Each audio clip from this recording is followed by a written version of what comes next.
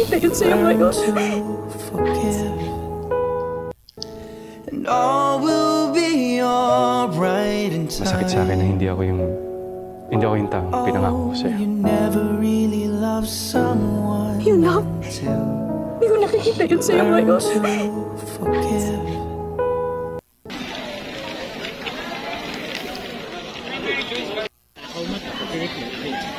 Pero masarap ano?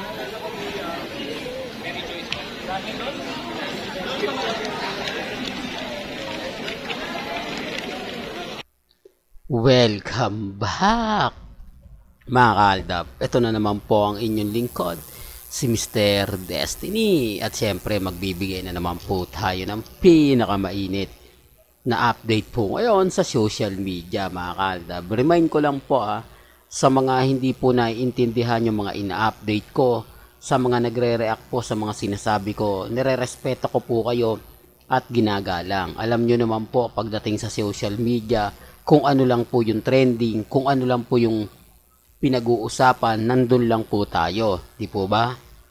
Real talk to, mga kaaldab. Siguro ngayon, kung napanood nyo ito, hapon lang, kumbaga trending ngayon si Maine Paul Carson. Pero ang topic po natin, walang iba kundi si Alden Richards.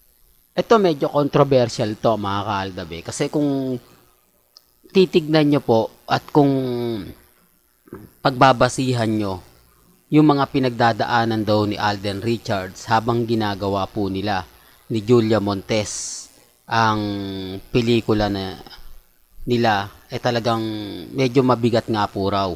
Ito ay base na po sa naging interview ni Alden Richards sa red carpet, mga kaaldab, sa gala, sa kung saan may press conference nga po na naganap.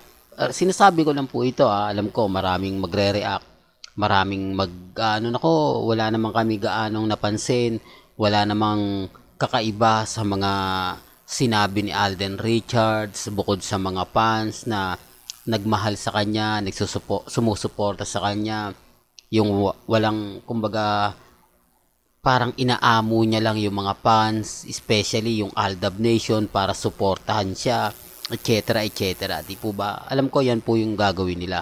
Pero bago tayo magtuloy at bago natin ipagpatuloy itong mainit na update natin, kung bago ka lang sa channel na to at isa kang true-blooded Aldab Nation na nagmamahal po kila Mengay at Isoy, tama po ang channel na pinuntahan mo, kaya consider na po kitang bagong subscriber. At huwag mong kalimutang i-share ang mga video po natin sa mga mami, sa mga titas at sa mga senyor. Remind ko lang po itong pinaka-update sa naganap nga po dito nga po sa red carpet sa gala ng 5 breakups and a romance. Kung hindi po masyado na gets nila, pasensya na po pero kung yung mga Alden fanatics na nakatutok at yung mga fans ni Julia, talagang mararamdaman mo na may kakaiba sa naging press conference nga po ni Alden Richards. Yung titignan nyo yung bawat interview sa kanya, yung mga sinasabi niya, talagang may pinagdadaanan. Ito yung panahon po, mga kaaldab, na hindi naman lingid sa inyong kaalaman na may issue o may kasalang nagaganap na hindi nga po inimbitahan si Alden Richards, na kung saan sinasabing na andun nga po raw ang EAT, Dabber Cards, maliban lang po kay Alden Richards at yung ibang cast na hindi nga po nakapunta. Hindi po ba? Yan base na lang po. Base na lang po yan sa mga nakakalap nating impormasyon.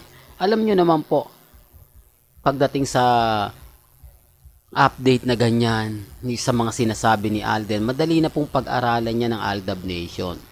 Hindi po ba? Sabi ko nga po sa inyo, kung 2015 magkakasama na po tayo, kumbaga, may mga point na interview ni Alden sa labas, sa loob ng media, may mga bagay-bagay nga po na mas madali na naming maintindihan.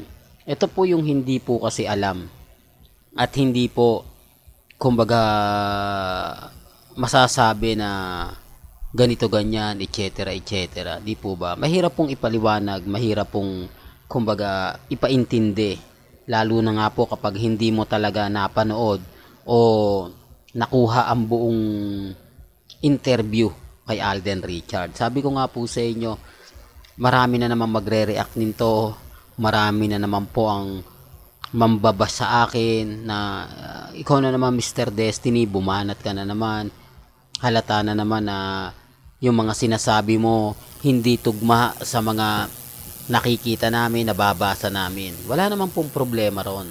Sabi ko nga po sa inyo, kung ano po yung paniniwala ninyo, nirerespeto ko po yan at ginagalang. Ang sa akin lang po, pinapaliwanag ko lang po at inaalam ko yung kabuuan. Di po ba? Kaya nga po may mga taong mababaw din eh. Hindi ako mas basta-basta magigets. Tapos akala mo kapag mag-react, napakatalino niya. Yung tipong alam niya yung sinasabi niya, alam niya yung pinupunto niya. Di po ba? Lalo na po kapag nagko-komento, lalo na po sa Facebook, grabe, talagang halos lahat doon po sa akin nakatutok. Pero okay lang. Kasi alam ko naman po kung ano yung sinasabi natin eh. Alam ko naman po yung mga pinapaliwanag natin. Depende na lang to sa mga taong hindi tanggap yung mga pinapaliwanag ko, sa mga taong hindi alam yung mga sinasabi ko. Di po ba? Sa punto na to mga kaaldab, talagang may mga bagay-bagay po na mabigat.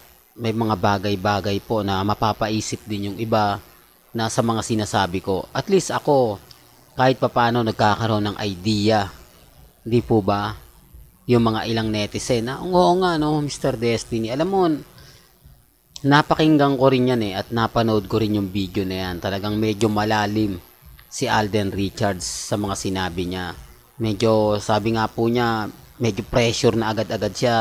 Sa unang tanong pa lang, nape-pressure na siya. Di po ba? Maraming mga ganun. Maraming mga opinion.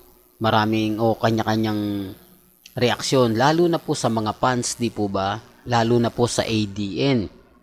Na, kumbaga, kung titignan nyo, sa amin talaga bagsak nun eh. Kaya lang, syempre, yung iba, keso ganito, keso ganon, di po ba? Marami nang sinasabi, marami ng mga komento. Pero okay lang yan. Ang importante lang naman po, lagi kong sinasabi, kung ano lang po yung mga bagay-bagay na sinasabi nila, kung ano man po yung mga kumakalat po sa Instagram, sa Twitter, sa Facebook, dun lang po tayo. Di po ba? Basta ako, lagi nyo naman pong nakikita, lagi nyo naman po sigurong dumadaan sa Instagram, sa Twitter, sa Facebook, alam nyo kung ano yung nagtitrending.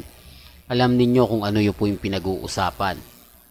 Ewan ko na lang po sa mga dumadaan na hindi po tumitingin. Po ba? O galit lang po talaga sila kapag sinasabi kong trending at talagang pinag-uusapan.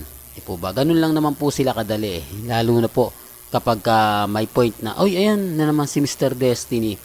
Gagawa na naman ng issue yan para may makontent, di po ba? Sinasabi ko lang to, ulitin ko, wala pong pilitan sa mga ina-update ko. Depende na lang po sa inyo kung ano nga po ba talaga ang ibig sabihin sa mga makahulugang salita ni Alden Richards. Kayo na lang po bahala mag-react at magkomento. Well, hanggang dito na lang po ang ating latest updates. Kaya kung gusto nyo pa po ng pinaka-latest at sariwang update, abay tutok lang po kayo dito sa channel ni Mr. Destiny para updated po kayo sa mga bago at sa mga latest na i-upload po natin maya-maya lang. Hanggang sa muli, salamat po sa panonood at pakikinig.